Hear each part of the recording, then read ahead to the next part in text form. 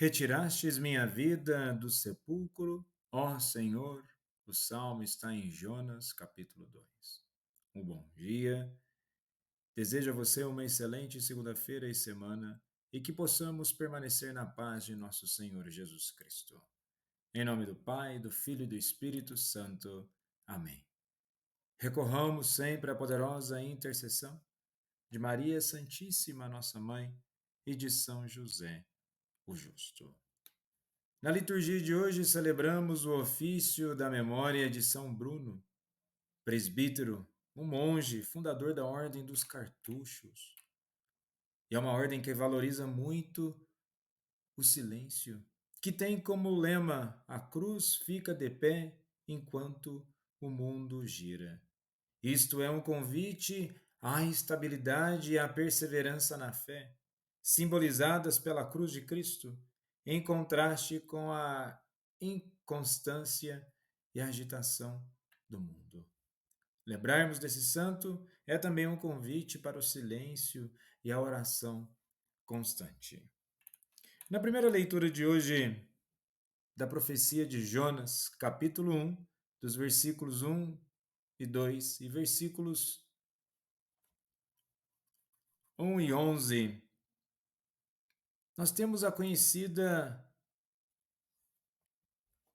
história e uma das mais instigantes e humanas da Bíblia, a vocação e a fuga do profeta Jonas. Não é apenas um conto sobre um homem engolido por um peixe.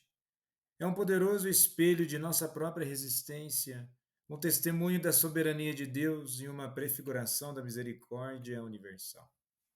O livro começa com uma ordem clara e direta.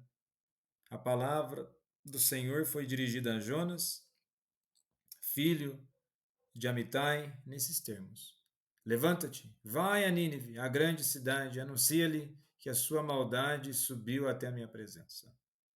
Nínive era a capital da Assíria, o maior inimigo de Israel. A cidade era notória por sua crueldade e para Jonas, um patriota judeu, a ideia de pregar a salvação para seus inimigos era inaceitável. E qual a reação do profeta? Jonas não se levanta e vai para Nínive, para o leste. Ele pôs-se a caminho, mas na direção de Tarsis, fugindo da presença do Senhor. Tarsis representava o extremo oeste, o mais longe possível da presença de Deus, conhecido na época. E quantas vezes nós, como Jonas, tentamos fugir do chamado de Deus? Não fugimos para Tarsis geográfico, mas para Tarsis existencial. Fugimos quando nos omitimos de perdoar. Fugimos quando nos isolamos dos que precisam de nossa caridade. Fugimos quando calamos a verdade por comodidade ou preconceito. Jonas quer que Nínive seja destruída e seu coração endurecido o leva à desobediência e ao caminho oposto ao amor de Deus. E Deus, em sua soberana graça, não nos abandona em nossa fuga, ele age. Porém, o Senhor fez vir sobre o mar um vento impetuoso e levantou no mar uma tão grande tempestade que a embarcação ameaçava despedaçar-se. Enquanto os marinheiros pagãos, homens que temiam o mar, mas não a Deus de Israel, clamavam a seus deuses e jogavam a carga ao mar, onde estava o profeta de Deus? Entretanto, Jonas tinha descido ao porão do navio e, deitando-se ali, dormia profundamente. Este é o ápice da alienação espiritual. Jonas está no porão dormindo um sono solto, enquanto o mundo ao seu redor enfrenta a destruição causada por sua desobediência. O sono de Jonas é a nossa sonolência espiritual. É o estado de anestesia em que caímos quando tentamos abafar a voz de Deus em nós. É irônico que o capitão pagão precise despertar o profeta para a oração. Como? Tu dormes? Levanta-te, invoca o teu Deus, a ver se porventura se lembra de nós.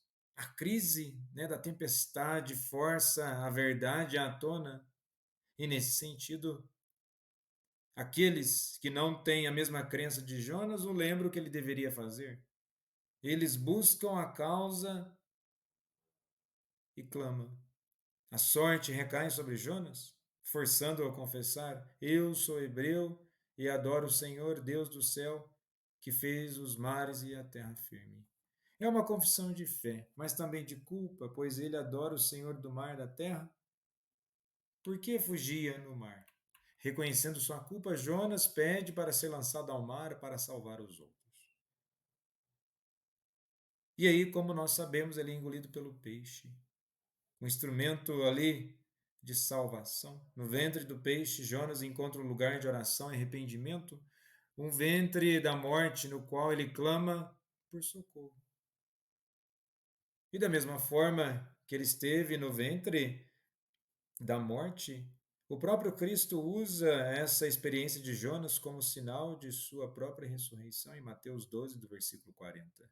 Pois do mesmo modo que Jonas esteve 3 dias e 3 noites no ventre do monstro marinho, assim o Filho do Homem estará 3 dias e 3 noites no seio da terra. E no Evangelho de hoje, em Lucas capítulo 10, dos versículos 25 ao 37, temos também uma outra história muito conhecida e instigante, a parábola do bom samaritano, com vários elementos riquíssimos para refletirmos. E vejamos que há um drama da estrada e o fracasso da religião vazia. Da mesma forma que Jonas foge numa dimensão espiritual e com isso traz dimensões existenciais. Aqui nós temos uma lógica de não fugir e de encontro. A parábola começa com um homem descendo de Jerusalém para Jericó. O caminho era notório por ser perigoso, cheio de ladrões. O homem foi assaltado, espancado e deixado quase morto. E vejamos quantas vezes nós seguimos certos caminhos em nossas vidas, aos quais estão repletos de ladrões. Os ladrões aqui podem ser os pecados, podem ser exatamente as más escolhas, as quais vão trazer consequências negativas e vão cobrar de nossa consciência, da nossa paz interior. E cobrando isso vai nos trazer angústia.